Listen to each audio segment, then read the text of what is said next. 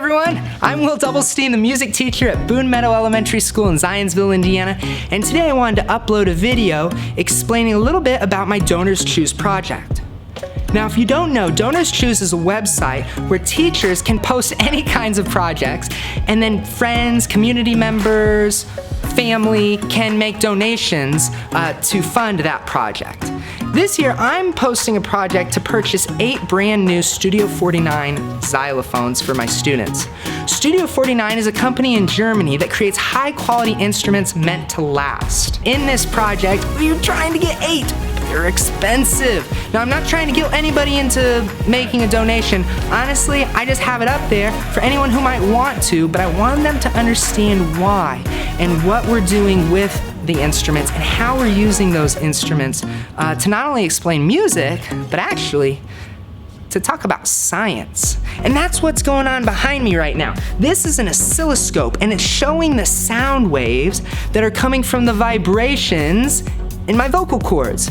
You see, all music, all sound comes from vibrations, and little vibrations cause air molecules to bump into each other, creating waves. Now, those waves bounce off of walls, they bounce off of ceilings, they bounce off of floors, but they move very, very quickly, and they enter into your ear and vibrate your eardrum. The eardrum then sends a signal to your brain that's interpreted as music, or sound, or noise, or whatever, okay? But you can't see it unless you have an oscilloscope, like I do on the screen back here.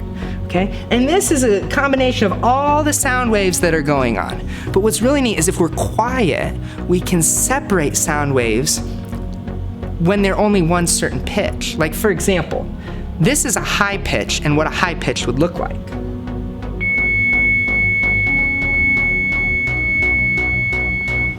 See that? It's pretty clean, right? Now, a high pitch has a very short wavelength. The wavelength is the distance between the peaks. Okay, I've got a little W here to indicate the wavelength. It's very small because it's a high pitch.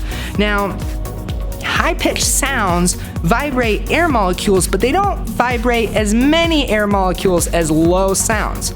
That's why if you have a speaker, it's only going to really vibrate visibly when you have low pitches.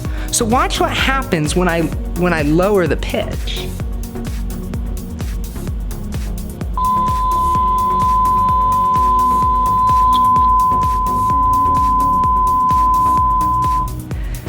My wavelength just got a little bit longer. Here we go. This is a lower pitch, still not super low, but lower than the high one, and my wavelength has increased. But let's go even lower.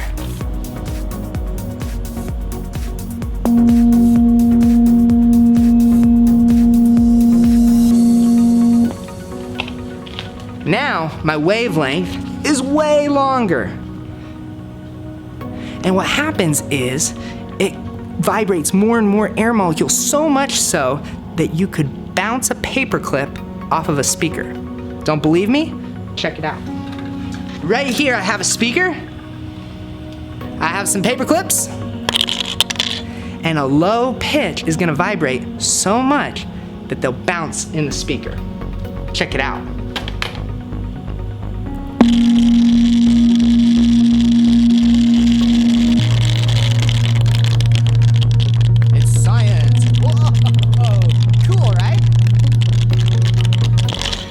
See, you can learn a lot from sound waves.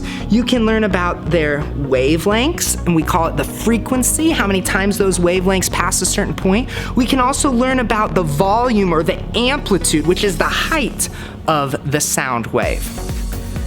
And that brings me to my next point.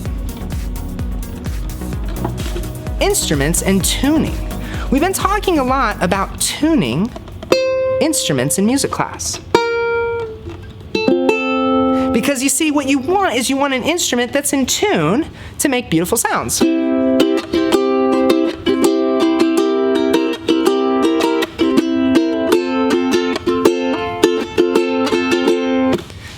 But not all instruments are in tune. See, all I have to do is change these tuning knobs, applying more or less tension onto the string, and you'll get a completely different sound.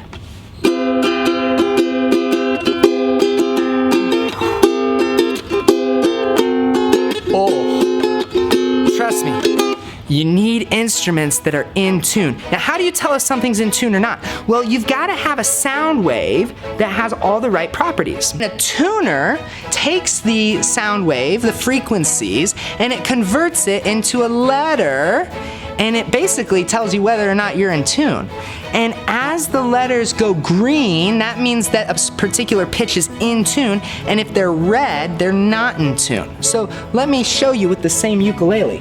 Right here is supposed to be a G, but as you can see, it's not. We need to change the tuning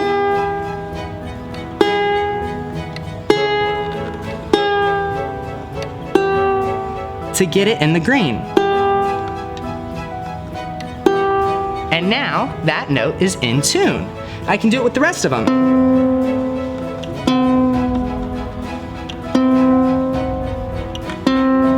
And now that note is in tune.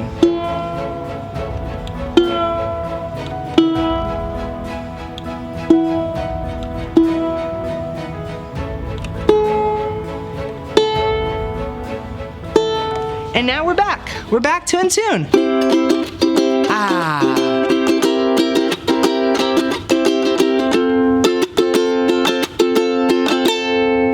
Well, guys, here's the deal. String instruments aren't the only instruments that go out of tune. In fact, believe it or not, and I never knew this, but xylophones can go out of tune. It's true.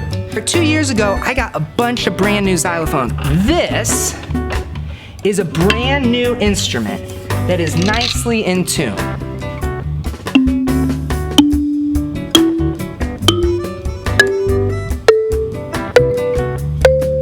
See, all the notes are turning green. That's because this instrument is beautifully in tune.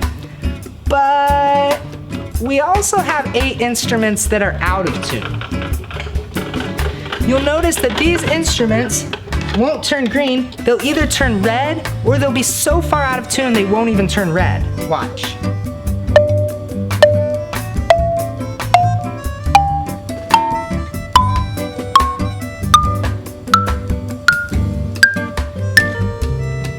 So I've been having a conversation with the students about, what exactly is happening when you have some notes being played that are in tune and other notes that are being played out of tune at the same time. Well, to explain, let me show you a sound wave that's perfectly in tune to the note A. In fact, this particular sound wave was drawn based on 440 hertz. It's the same tuning that an orchestra tunes to. All right, so here's a sound wave. And when you have an instrument that's in tune, it's gonna have, or 2 instruments that are in tune, it's gonna have the exact same sound wave. So when you put them together, they line up, they match.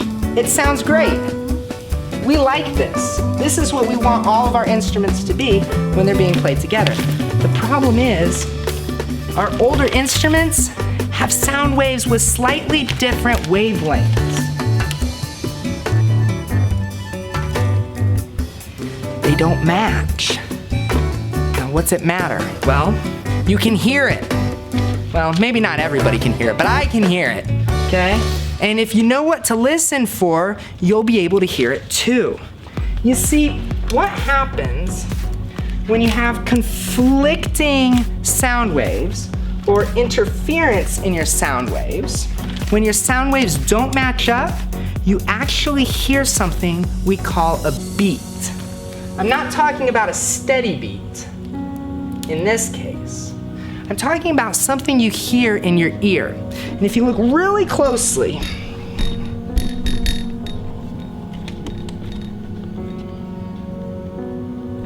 what you'll notice is that the sound wave, the red one is in tune, the blue one is out of tune, and they only match up some of the times. And every time they match up, you hear a beat. Now, whenever they're not matched up, they're contrasting, and that makes a point of silence. And this happens quickly, but what you can actually hear when two instruments being played at the same time that are out of tune from one another, you're gonna hear a beat followed by silence, a beat followed by silence, a beat followed by silence. And it happens really, really fast. First, let me show you what two instruments sound like when they're both in tune.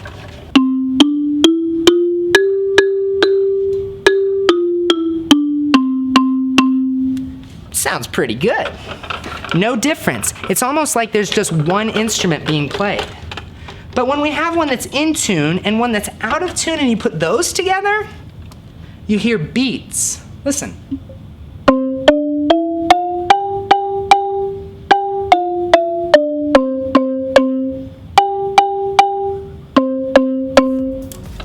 I don't know how well it comes through on the camera, and so I want to show you a different way.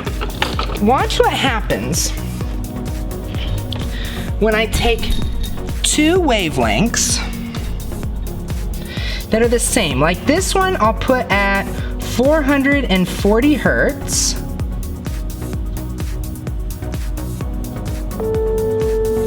Okay, sounds pretty good. Now, let me take this one and turn it to 443 hertz.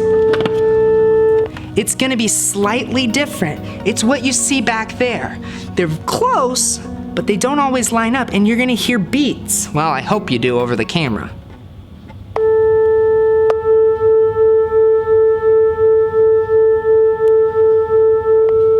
It may seem like a small instrument or a small difference to you, but when you take this and multiply it by 8 instruments, it just doesn't sound right. You hear that one instrument is out of tune because the sound waves are conflicting. Okay, you're hearing those beats, and the beats mean it's not in tune. Now I can make it even more out of tune. I can change this just a little bit more.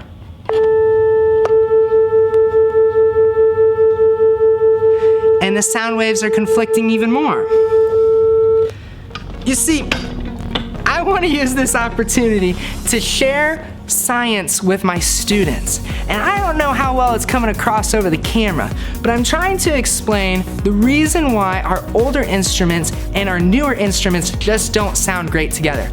Now again, it's not the biggest problem in the world, and I'm not asking for any major donations. But if you have 10 or 20 bucks that you'd like to just contribute to something to try and make our music get to the next level, it would be awesome to have all instruments that are in tune with one another.